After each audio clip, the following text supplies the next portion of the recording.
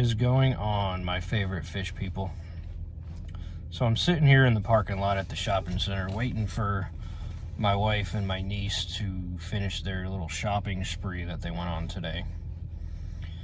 I got tired of wearing a mask, so I decided to stay in a truck, and I was sitting here thinking, I was thinking about aquarium stuff, of course, because what else do I think about? What are some things that we may do in our fish tanks that can potentially hurt it more than help it? One big thing that I think can hurt your tank is overfeeding. Overfeeding can cause a lot of problems, not just, potentially unhealthy fish, but it can cause algae, it can cause your parameters to go haywire, and all kinds of stuff that we just, as fish keepers, don't want to mess with. That's why we do water changes. Which kind of leads me into my next thing, is over cleaning. Now, there is a such thing as over cleaning your fish tank. Like, I'm talking like when, like if you go to clean your filter, you take everything out of the filter, you take it over to the sink, and you rinse it out in tap water, right? Wrong. What you need to be doing when you do clean your filters is, whenever you do a water change, fill a bucket up with the tank water that you're taking out of your tank and clean the insides of your filter out that way. That way it's already treated water, you're not killing any of the bacteria or anything like that. Also, me personally, now if you have an African cichlid tank, it's a little different. I do some deep cleans on that tank, but it's just because I have so many in there, and you have to be kind of overstocked on those things in order to be successful with them. I'm sure there's people out there that'll tell you otherwise, but my success comes from overstocking African cichlids. And I can honestly tell you that my nitrates run at 20 parts per million or less with about 40 African cichlids in my 125 gallon fish tank. So I don't run into any parameter issues there. But again, back to the over cleaning, some fish tanks, like planted tanks, you don't have to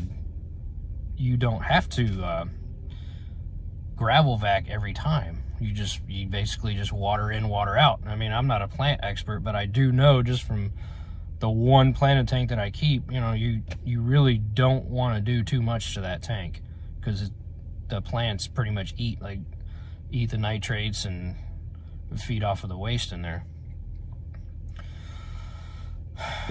Another thing that I feel like can help or hurt more than help is going into a fish store, especially if you're a newer fish keeper, without doing research.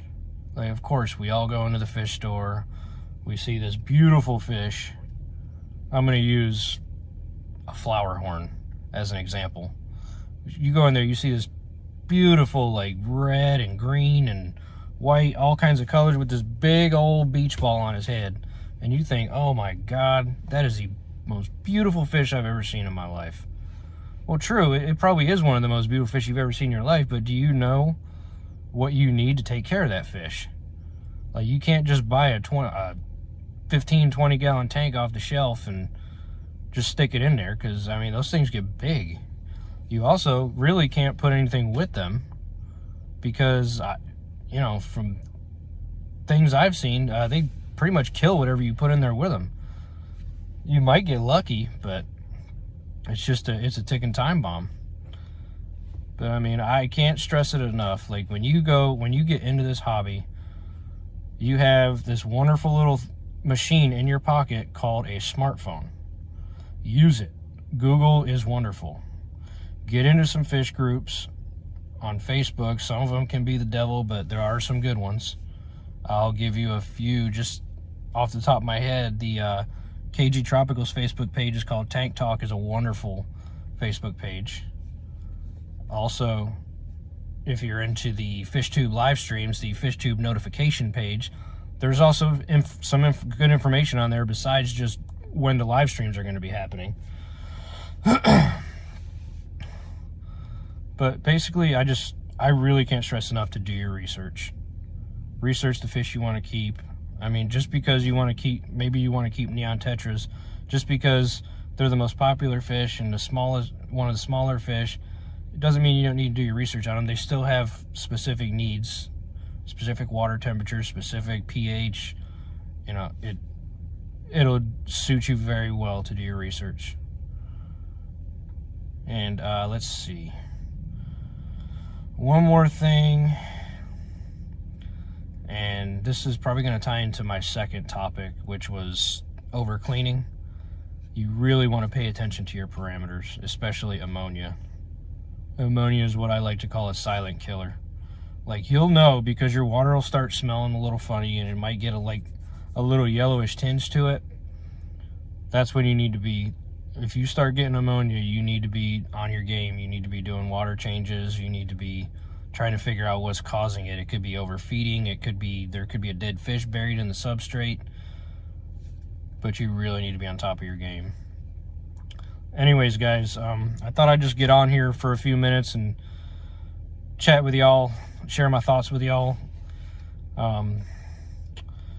If you're somebody that's watching this that's not subscribed to me yet, go ahead and hit that subscribe button and like button, and that way you'll get notified every time I make a video. Much love, Fish Fam. Y'all have a good one.